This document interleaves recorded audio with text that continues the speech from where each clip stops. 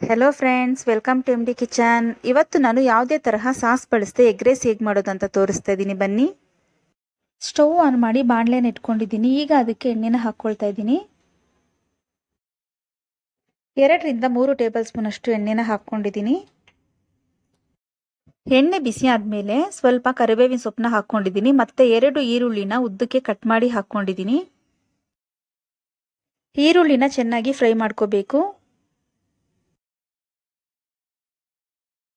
2 ಹಸಿರು ಮೆಣಸಿನ್ಕಾಯಿನ ಉದ್ದಕ್ಕೆ ಸೀಳಿ ಹಾಕ್ಕೊಂಡಿದ್ದೀನಿ.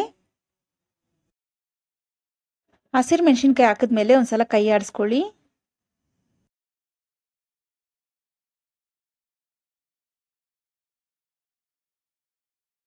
ಈರುಳ್ಳಿ ಅನ್ನೋದು ಫ್ರೈ ಆಗಿದೆ. 1/4 ಸ್ಪೂನ್ ಅಷ್ಟು ಶುಂಠಿ ಬೆಳ್ಳುಳ್ಳಿ ಪೇಸ್ಟ್ನ ಹಾಕ್ಕೊಂಡಿದ್ದೀನಿ. ಶುಂಠಿ ಬೆಳ್ಳುಳ್ಳಿ ಪೇಸ್ಟ್ ಹಾಕಿದ್ಮೇಲೆ ಒಂದ್ಸಲ ಚೆನ್ನಾಗಿ ಮಿಕ್ಸ್ ಮಾಡ್ಕೊಳ್ಳಿ.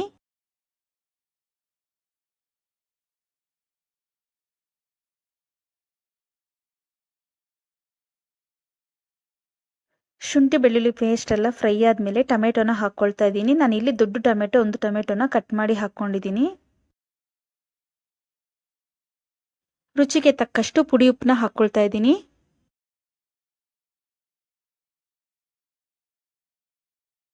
ಒಂದು ಟೀ ಸ್ಪೂನ್ ಅಷ್ಟು ಚಿಲ್ಲಿ ಪೌಡರ್ನ ಹಾಕ್ಕೊಂಡಿದ್ದೀನಿ. ಅರ್ಧ ಸ್ಪೂನ್ ಅಷ್ಟು ಗರಂ ಮಸಾಲೆನ ಹಾಕ್ಕೊಳ್ತಾ ಇದ್ದೀನಿ.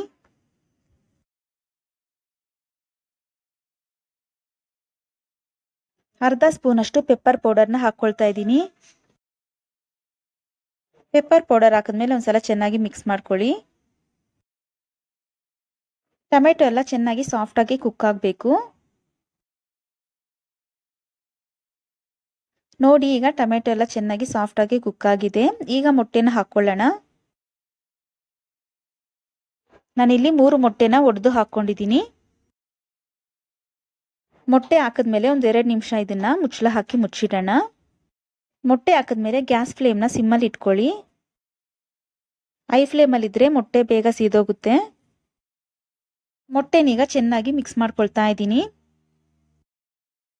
ಮೊಟ್ಟೆನ ಹಸಿ ವಾಸನೆ ಹೋಗೋವರೆಗೂ ಚೆನ್ನಾಗಿ ಫ್ರೈ ಮಾಡ್ಕೋಬೇಕು.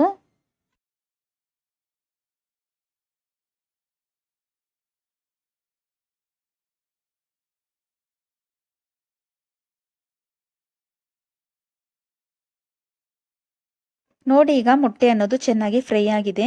ಈಗ ನಾವು ರೈಸ್ನ ಹಾಕ್ಕೊಳ್ಳೋಣ. ಉದುರುದ್ರಾಗಿ ಮಾಡ್ಕೊಂಡಿರೋ ರೈಸ್ನ ಹಾಕ್ಕೊಳ್ತಾ ಇದ್ದೀನಿ. ಎಗ್ ರೈಸ್ಗೆ ಅನ್ನ ಉದುರುದ್ರಾಗೆ ಇರಬೇಕು, ಆವಾಗಲೇ ಚೆನ್ನಾಗಿರೋದು. ಅನ್ನನ ಹಾಕಿದ್ಮೇಲೆ ಒಂದ್ಸಲ ಚೆನ್ನಾಗಿ ಮಿಕ್ಸ್ ಮಾಡ್ಕೊಳ್ಳಿ.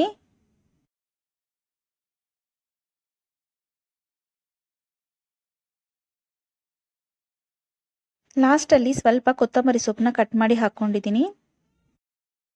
ಕೊತ್ತಂಬರಿ ಸೊಪ್ಪು ಹಾಕಿದ್ಮೇಲೆ ಚೆನ್ನಾಗಿ ಮಿಕ್ಸ್ ಮಾಡ್ಕೊಳ್ಳಿ. ನಾನಿಲ್ಲಿ ಯಾವುದೇ ಥರ ಸಾಸ್ ಬಳಸದೆ ಎಗ್ ರೈಸ್ನ ಮಾಡ್ಕೊಂಡಿದ್ದೀನಿ. ಈ ರೀತಿ ಒಂದ್ಸಲ ಟ್ರೈ ಮಾಡಿ ನೋಡಿ, ತುಂಬ ಚೆನ್ನಾಗಿರುತ್ತೆ. ಎಗ್ ರೈಸ್ ಅನ್ನೋದು ನಮಗೆ ರೆಡಿಯಾಗಿದೆ. ತುಂಬ ಈಸಿಯಾಗಿ ಮಾಡ್ಕೋಬೋದು ಎಗ್ ರೈಸ್ನ. ಈ ವಿಡಿಯೋ ನಿಮ್ಗೇನಾದರೂ ಇಷ್ಟ ಆಗಿದ್ರೆ ಲೈಕ್ ಮಾಡಿ, ಶೇರ್ ಮಾಡಿ ಮತ್ತು ಸಬ್ಸ್ಕ್ರೈಬ್ ಮಾಡಿ. ಪಕ್ಕದಲ್ಲಿರೋ ಬೆಲ್ ಐಕನ್ನ ಕ್ಲಿಕ್ ಮಾಡಿ. Thank you.